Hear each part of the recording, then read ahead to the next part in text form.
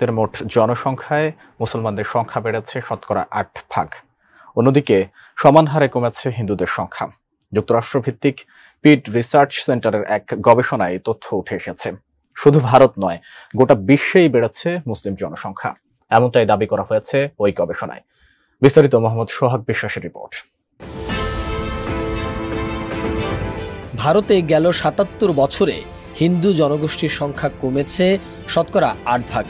সেই সময়ে বেড়েছে মুসলিম জনসংখ্যা। লোকসভা নির্বাচন চলাকালীন জনসংখ্যা বিষয়ক রিপোর্ট প্রকাশ করেছে ভারতের প্রধানমন্ত্রীর আর্থিক উপদেষ্টা পরিষদ। কেবল ভারত নয়, গোটা বিশ্বের জনসংখ্যার তথ্য নিয়ে রিপোর্ট প্রকাশ করেছে প্রধানমন্ত্রী উপদেষ্টা পরিষদ। সেখানে দেখা যাচ্ছে ৬৫ বছরে ভারতে হিন্দুদের সংখ্যা কমে গেছে। ১৯৫০ সালে ভারতের নাগরিক ছিলেন শতকরা ৮৪% হিন্দু, কিন্তু পরের ৬৫ বছরে ছবিটা বেশ পাল্টে গেছে। ২০১৫ সালের পরিসংখ্যানে দেখা যাচ্ছে ৮% কমেছে হিন্দু জনসংখ্যা। ২০১৫ সালে ৭৮% হিন্দু বসবাস করেছেন ভারতে। ওই ৬৫ বছরে ভারতের সমস্ত ধর্মীয় সংখ্যালঘুদের বৃদ্ধি হয়েছে বলেও ওই প্রতিবেদনে বলা হয়েছে। ১৯৫০ সালে সেই সময়ে ভারতের মুসলিম জনসংখ্যা ছিল ৯.৮৪%। ২০১৫ সালের পরিসংখ্যান অনুযায়ী ভারতের জনসংখ্যার ১৪.১৫% মুসলিম। ২০১৫ সালের পরিসংখ্যান বলছে ভারতের খ্রিস্টান জনসংখ্যার হার ২.২৪ থেকে ২.৩৬% হয়েছে। এই পরিসংখ্যান তুলে ধরে রিপোর্টে বলা হয়েছে ভারতে সংখ্যালঘুরা সুরক্ষিত রয়েছে। ডিজাইন, এলিগেন্স, বিউটি, সেরা পণ্য সবার জন্য জেভিকো।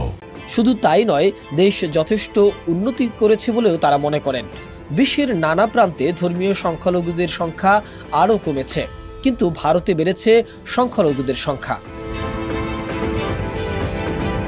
তবে ভারত ছাড়াও এই সময়ের মধ্যে নেপালে কমেছে হিন্দুর সংখ্যা। ৩.৬% কমেছে সেদেশের হিন্দু জনসংখ্যা। মিয়ানমারের থেরাভাডা বুদ্ধিস্টদের সংখ্যা কমেছে ১০%। তবে পাকিস্তান, বাংলাদেশ, আফগানিস্তানের মতো মুসলিম প্রধান দেশগুলোতে বেড়েছে সংখ্যাগরিষ্ঠ মুসলিমদের সংখ্যা। ভুটান ও শ্রীলঙ্কায় বুদ্ধিস্টদের জনসংখ্যা যথাক্রমে ১৭.৬ ও ৫.২৫% বেড়েছে। জনসংখ্যার হারে বিশ্বের শীর্ষ ১০ মুসলিম দেশের মধ্যে রয়েছে Maldives, Mauritania, Somalia, Tunisia, Afghanistan, Algeria, Iran, Yemen, Morocco ও নাইজার। এছাড়া ইন্দোনেশিয়া, পাকিস্তান, ভারত, বাংলাদেশ, নাইজেরিয়া, মিশর, ইরান, তুরস্ক, আলজেরিয়া, সুদানে বেশি সংখ্যক মুসলমান বসবাস করেন। মোহাম্মদ সোহাগ বিশ্বাস, ডেস্ক রিপোর্ট, এটিএন নিউজ।